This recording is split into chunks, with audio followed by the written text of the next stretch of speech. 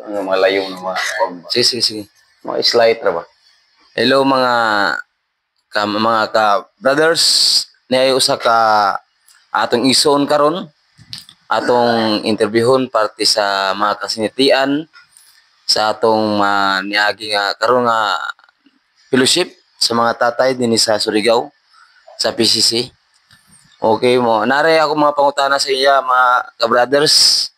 Okay Brad, unsa may atong nasinitian karon sa atong nahimo nga fellowship, unsa may para kanimo, unsa may na feel nimo nga gibati nimo dina sa pag simba dina or sa pagpatigom nato dina sa Ginoo? Unang-una, salamat ako sa Ginoo na inita diri nakaabot sa PCC Church. Tapos dako sab na ako napasalamat na daghan pud ako na daghan nakadugang kaalam sa ako na nabati karon ng mga pulong sa ato kuan speaker. So makadugang to dugang kaalam sa ako para sa kinabuhi. So daghan pa sa kuan kaning labi na sa ato mga tatay, ako ipanghinaot na unta sa sunod na day fellowship na magkahiusa ta tanan mangiban ta.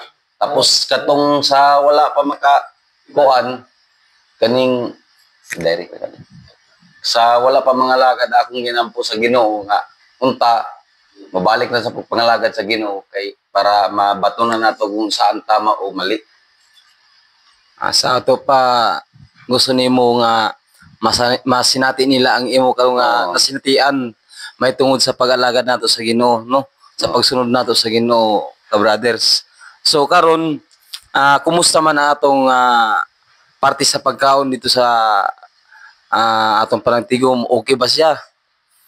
Kung bahin sa pagkaon, busog ko sa pagkaon sa ato tagkaon na mga kanon sa nansudan, mas nabusog ko sa pulong sa Ginoo. Salamat ka Brad. Nya og karon adto ta sa papangutana dinha sa atong mga games or sa atong mga activities sa simbahan, unsa may na-experience nimo? Naabay na angkon nga kadaugan or naangkon nga kalipay? So sa pag-ari ang niari gid ta diri sa fellowship, dili man gud ingon na ang ato gi ari diri dula. Pero naa naman gud na kauban naman na ang dula, bisan kon na pildi ta sa dula sa ball game, happy gyapon ako. Sa ato pa pildi gyud ay mo. Pildi gyud. Tapos nagpasalamat po sa Ginoo na naigihapoy ato na kuha na award bisag kun loser ta gitagaan gyapon gibahinan gyapon ta sa Ginoo. So nay akong pangutana Brad, kinsa may naka-first sa kanang impronto preaching? Ang first sa impronto preaching taga dis aman cluster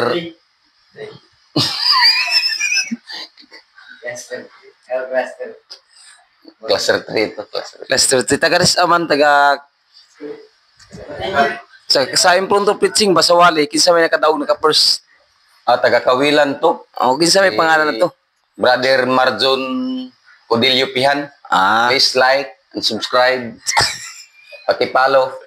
So karon brother, unsa may ay kahatag nga ato nga kanabang mapagdasig sa mga katatayan nga wala makauban karon sa atong fellowship? Ang ako ikadasig sa inyo mga tatay kamo karon ug nakakita manggaling mo tare sa among mga interview. Akong ginaampo sa Ginoo nga unta hikapon ang inyong kasing-kasing nga unta kog mo tawag ang Ginoo sa inyo para kanina bulaton unta dili ta magduduha. Amen. So dili ta magpa-under ingon pa ni Pastor Gerson sa lecture. Dili ta ngayon na magpa-kuan sa atong mga asawa, kinahanglan kitang haligi sa panimalay. Di ta mo sundog ang Brad kayong sila Brad. Dili.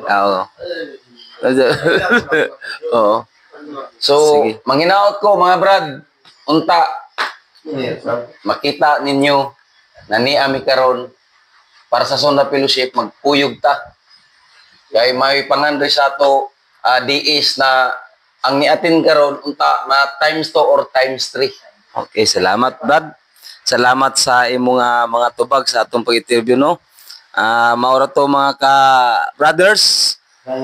Salamat sa pag like and subscribe sa mga video. God bless. Di pa pangalan. Anak. So guys, pag-follow ko guys sa PGT Vlog guys, no? So tingin ta sa pag-inspire sa kanilang mga katatayan, mga nagsunan sa pagkamalaki. So ako pa mga atong interview sa mga pangalan. Badayon ta. Kinsa pa yung pangalan ni Brad? Ako si Alex Idilo Ruaya, taga Barangay Kawilan. Sakop ni Pastor Arnel Acuña. Ikaw, Brad. Ato, may nikin Nalinak mo na? Okay. Salamat. Padayon na ta sa papangalagad. Sa bisan unsa mga pagsulay nga mabot sa tong kinabuhi, padayon na ta. Amen. Okay. So, pakipalo guys sa PGT Vlog. Thank you.